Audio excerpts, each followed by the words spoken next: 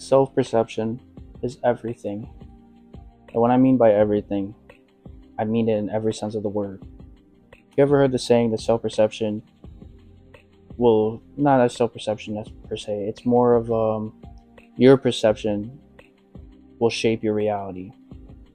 Sounds like a hunk of bullshit, to be honest, but it's very, very true. I'll give you a quick little rough summary of my childhood growing up. My father and mother weren't together. Barely get to see my father, didn't get to grow up with him as much. And my mom was a very toxic woman. We grew up on government assistance, so I wasn't really able to have the nicer things in life. I was lucky to have two pairs of shoes, a couple pairs of pants, and a couple pairs of shirts. And most of my shirts were just school uniform. Um, so fast forward to where I am now, from back then till I would say after high school, I was a very, very depressed individual, always looking at the negative in things, always looking at what I didn't have instead of what I got in the moment. And I was just one of those people you'd probably hate to be around. I came across one of my journals not too long ago, actually, and in the journal, it was just nothing but not depressing, depression upon depression upon depression. Just the most sad, sappiest things you could possibly read, you know? And I'm like, dude, I was like 15 at the time, 16, talking like about wanting to off myself. Back then I used to like be really hard on myself, man. I still got scars on my arms from self harming myself, and it's not my proudest moments, but it's definitely some of my lowest moments, I'll tell you that much. It wasn't until high school that it was a very weird school, man. Like, it was in the ghetto, the east side of Buffalo, and it was a very, very diverse school. You would think a school in the ghetto, you would have nothing but you know, like terrible teachers. The school was like terrible quality. Everyone's angry with each other. But no, it was actually quite the opposite. The most beautiful teachers I've ever come across, ever, where they didn't just hand you some shit and left you. No, they actually tried to understand you. I can't tell you how many times I've been actually emotionally and mentally challenged by these teachers because they genuinely pushed me to do better. And the kids, man, the kids that I was also there with, very diverse. You had the gangbangers, the wannabe gangbangers, the nerd, the quiet kid, the gym kind of people, like the cliches, the stereotypical stereotypes. And it was a very life changing experience for me.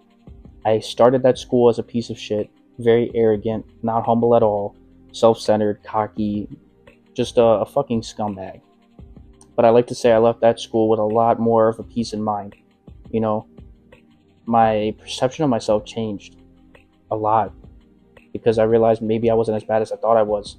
Slowly but surely, as each year of my high school experience went on, I started to learn a thing or two about, myself, about what I stand for or what I could stand for instead of what the fuck I'm standing for now. Because to be honest, I wasn't standing on nothing but bullshit at the time. And very humbling experience, man. After high school, it was like this huge open wound, kind of. It was like, man, what's left to do? What is left? What am I supposed to do? I spent all my life trying to people please, trying to get the love and affection from my parents that I never got, trying to get it from people in school growing up, middle school, high school, didn't get nothing, and then now here I am. And even now, I still struggle with the purpose aspect of things. What am I supposed to do now? And I switch my ideas all the time. I'll do this. Nah, I'm not really feeling it after a month. I'll do this instead. Yeah, I'm definitely feeling it now. I've been chasing it for 2 weeks, and then 2 weeks will go right out the window. Then I'm back at square one, not really feeling it, trying to do something different again, and then, it's a rinse and repeat. But I'll tell you one thing that's never changed in the worst way, and that's my self-perception. Once you start really focusing on yourself, even if it's just for a little bit, you'll notice you'll start to change over time. It wasn't until I would say, because I have changed, it wasn't until I lost my one job that I was there for almost 2 years that changed me completely. Because just like school, all those people that I've been around for all that time period at this job, gone completely. And I was essentially alone. I didn't really talk to people that much. I didn't really go out that much. And it was like from the span of then up until now, very humbling experience. I changed so much. Um, and it made me realize, man, your self perception is everything.